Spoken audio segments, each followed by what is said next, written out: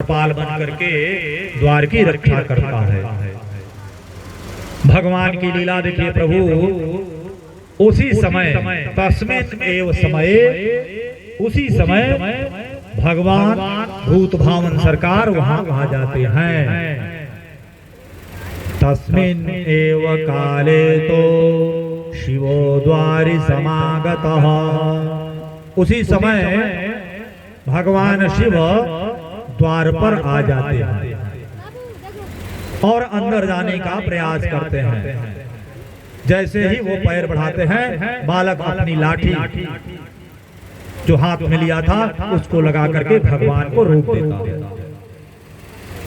और कहता है, कहां दिखाई नहीं पड़ रहा कि मैं यहाँ खड़ा हूं?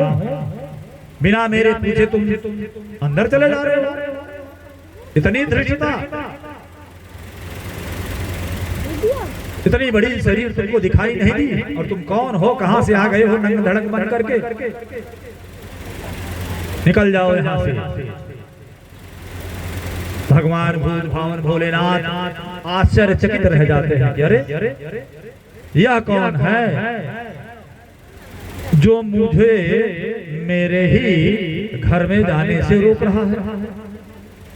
हर व्यक्ति को आश्चर्य होगा, मेरा ही घर हो और मैं अपने घर में जाना चाहूं, कोई अन्य व्यक्ति आकर के मुझे रोक दे कि कहां घुसे जा रहे हो, तो आश्चर्य तो होगा ही प्रभु। भगवान भूत भावन भोलेनाथ को भी आश्चर्य हो गया कि मेरे ही घर में मुझे नहीं जाने दे रहा है, यह बालक कौन है? भगवान शंकर कहते हैं, मूर्खो से तुम न जानासी शिवोऽहं गिरिजापति स्वगृहं यामिरे वाला निषेधसि कथम हिमा। भगवान कहते हैं कि मूर्खोसी त्वं, मूर्खोसी, इसको जब हम तोड़ेंगे तो मूर्ख असि, ये शब्द बनेगा। असि मतलब होना, कि मूर्ख हो क्या? पूरा वाक्य बनेगा कि मूर्खोसी त्वं, तुम मूर्ख हो, बेवकूफ हो, न जानासी, नहीं जानते। अरे मैं कौन हूं? शिवोऽहं, मैं शिव हूं। और केवल शिव ही नहीं, दो नाम बताया, शिवोऽहं गिरिजापति, मैं गिरिजा का पति भी हूं। अच्छा, गिरिजापति क्यों बताया? केवल शिवोऽहं भी बता करके चुप हो जाते, या शिवोऽहं बताए दूसरा नाम बताना होता तो कह देते शिवोऽहं शंकरः, मैं शिव हूं, शंकर हूं।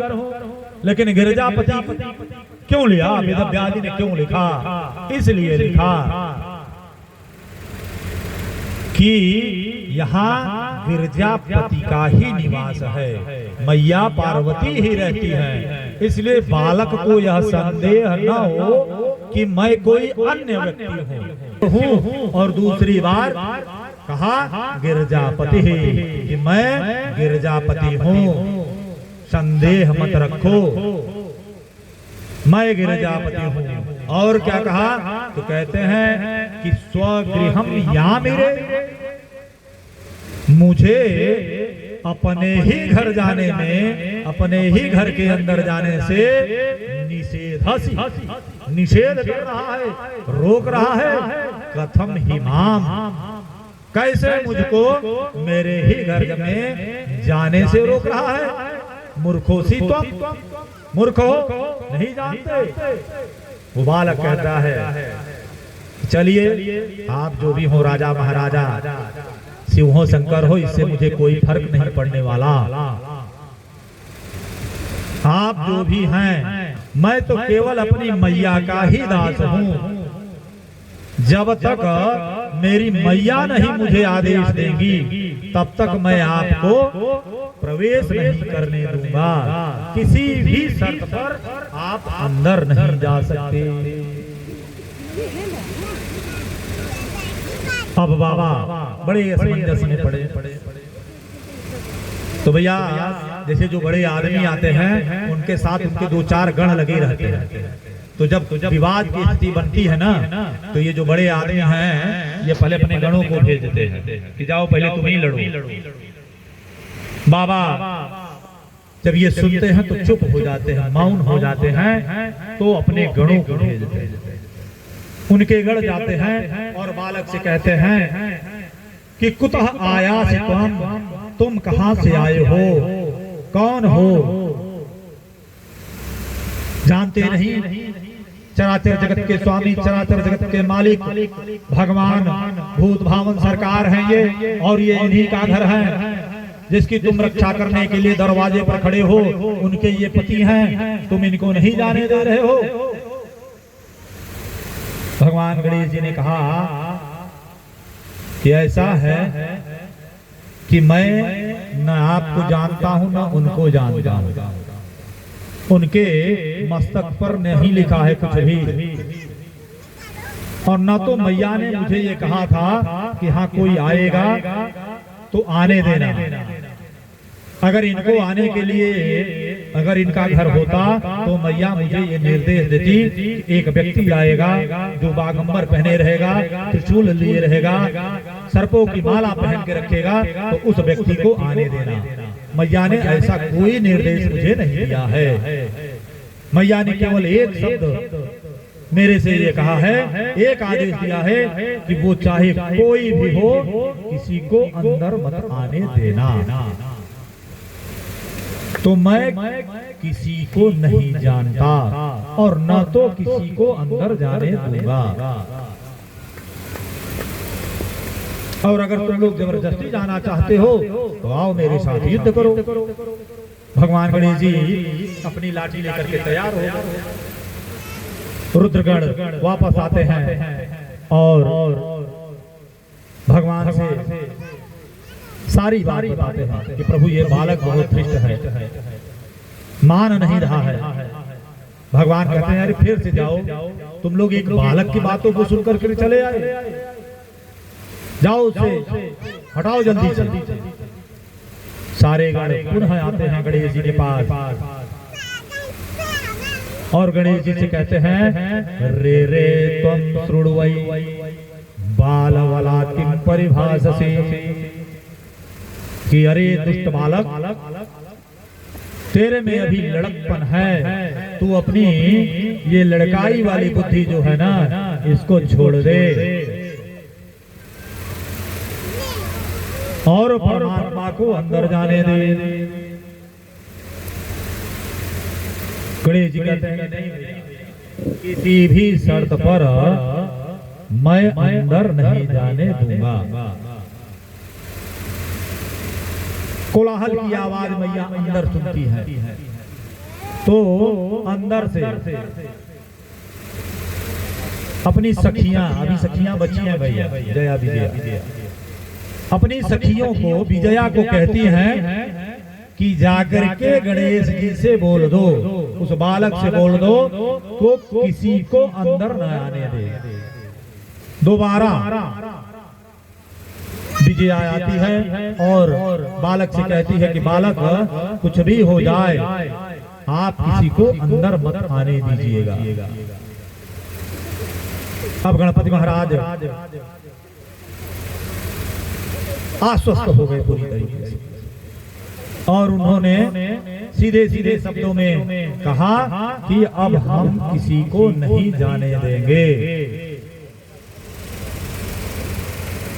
सारे गण आकर के पुनः बाबा से कहते हैं कि बाबा हमने बहुत उसको उल्टा सीधा बोला, हमने बहुत डराया धमकाया, लेकिन वह बालक तो डरने का नाम ही नहीं ले रहा है और दरवाजे से हट भी नहीं रहा है। तो बाबा को थोड़ा क्रोध आ गया। बाबा ने कहा कि तुम लोग इतने गण हो और एक बालक को जबरदस्ती मार करके हटा नहीं सकते दरवाजे पर से, जाओ और जा करके उसको मारपीट करके भगाओ। रुद्रगण बाबा का आदेश पाकर के पुनः आते हैं और गणेश जी से जबरदस्ती करने लगते हैं। गणेश जी अपनी लाठी लेकर के युद्ध करने लगते हैं। अब युद्ध प्रारंभ हो जाता है। भगवान गणेश जी सारे रुद्रगणों को मार करके भगाने लगते हैं, सब भागने लगते हैं और इसका प्रचार प्रसार हो जाता है प्रभु जी।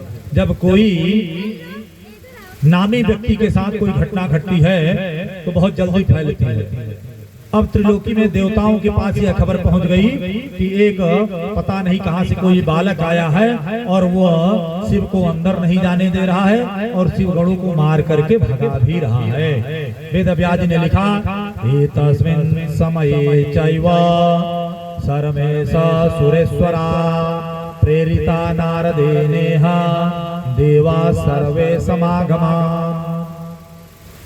सारे देवताओं के संवाददाता हमारे भगवान नारद जी हैं। नारद जी ने जब सारी बात बताई कि एक बालक आया है और सबको मार पीट के भगा दे रहा है, भगवान शंकर को जाने ही नहीं दे रहा है, तो सारे देवता उस बालक को देखने के लिए उपस्थित हो जाते और देखते हैं कि वह बालक अकेले ही सारे शिवगणों को मार करके भगा रहा है। तो कुछ देवता भी भगवान की तरफ से, भगवान भूत भावन सरकार की तरफ से गणेश जी से युद्ध करने लगते हैं। मैया को जब यह बात पता चलती है तो मैया भी अपने गणों को भेज देती है। अंदर से मैया अपने गणों को, ये जो काली कराली हैं ये भी आ जाती हैं और गणेश जी के साथ रुद्रगणों से अन्य देवताओं से युद्ध करने लगती है, युद्ध होने लगता है। जब ये सारे लोग मिल करके मारने लगते हैं तो सारे देवता वहां से भाग जाते हैं, केवल भगवान कार्तिकेय बस वहां रह जाते हैं। क्यों? क्योंकि कार्तिकेय भगवान देवताओं के सेनापति हैं। केवलम खड़मुख तत्र ना पलायत विक्रमे, केवल खड़मुख ही कार्तिकेय भगवान ही वहां से नहीं भागते। इस प्रकार के युद्ध को देख करके बाबा को आश्चर्य हो जाता और फिर बाबा अपनी सेना को लेकर के, अपने गणों को लेकर के स्वयं युद्ध करने के लिए आ जाते हैं और पुनः गणेश जी से, उस बालक से सारे देवी देवता युद्ध करने लगते हैं। भगवान शंकर ने देखा कि जैसे ही गणेश जी का ध्यान दूसरी तरफ है तो उनको ये समझ में आया कि ये बढ़िया अवसर है इस बालक को मारने का। भगवान ने उसी समय अपना त्रिशूल चला दिया और वह त्रिशूल उस बालक के सिर को काट करके अलग कर देता है। वह बालक समाप्त हो जाता है, मृत हो जाता है। एतदंतरम आसाद्य शूलपाणे तथोत्तरे आगत्य च त्रिशूलेन तच्छिरो निरकृन्तत। उसके शरीर से सिर को अलग कर दिया। अब ये बात जैसे ही मैया को पता चली कि मेरे बेटे को मार डाला गया, सिर काट डाला गया, तो अत्यंत दुखी और क्रोधित दोनों होती हैं। प्रभु जी दुखी होकर के सबसे पहले कहती हैं, किम करोमि क्व गच्छामि हा हा दुःखमुपागतम्। मैं क्या करूं, कहाँ जाऊं, ये तो महत दुख आ गया। प्रभु जी इस संसार में सबसे बड़ा दुख क्या है जानते हैं? सबसे बड़ा दुख, सबसे बड़ा बोझ यही है कि बूढ़े पिता के कंधे पर उसके बेटे की अर्थी। ये जान लीजिएगा, सबसे बड़ा दुख यही है कि माता पिता के सामने उसके पुत्र का जाना। असह्य कष्ट देता है। सारे दुख एक तरफ, सारे कष्ट एक तरफ, लेकिन अपनी संतान का जाना अपनी आंखों के सामने, इससे बड़ा दुख पूरे त्रैलोकी में कुछ भी नहीं है। माँ बाप पड़े हैं, जिसकी सेवा वर्षों तक की, ऐसा पुत्र आज उसकी आंखों के सामने चला जा रहा है। सब कुछ चाहकर भी माँ बाप कुछ नहीं कर पाते। तो सबसे बड़ा दुख और सबसे बड़ा बोझ यही है। माँ के लिए सबसे बड़ा दुख यही है कि उसका पुत्र, उसकी संतान उसकी आंख के सामने चली जाए, और पिता के लिए सबसे बड़ा बोझ यही है कि उस पुत्र का अर्थी, पुत्र की अर्थी उस बाप के कंधे पर जब जाता है ना प्रभु, तो दुनिया का सबसे बड़ा बोझ वही है। आज मैया जब अपने बेटे को देखती हैं तो रोने लगती हैं, करुण क्रंदन करने लगती हैं। क्या करूं, कहां जाऊं, मेरा तो कोई सहारा नहीं है। फिर उनको क्रोध आता है कि जिसने भी यह किया है, अब त्रिलोकी में कोई नहीं बचेगा। फिर उन्होंने अपनी सखियों को उत्पन्न किया, काली कराली, और उनको यह निर्देश दिया कि एक भी देवता बचने नहीं पाए, तुम सबका भक्षण कर डालो, खा डालो। अब दोनों रणचंडिका रण में आ जाती है, युद्ध करने लगती हैं। एक जितने देवता हैं उनके सारे अस्त्रों को खा जाती है, और दूसरी बारी बारी से सारे देवताओं को खाना प्रारंभ कर देती है।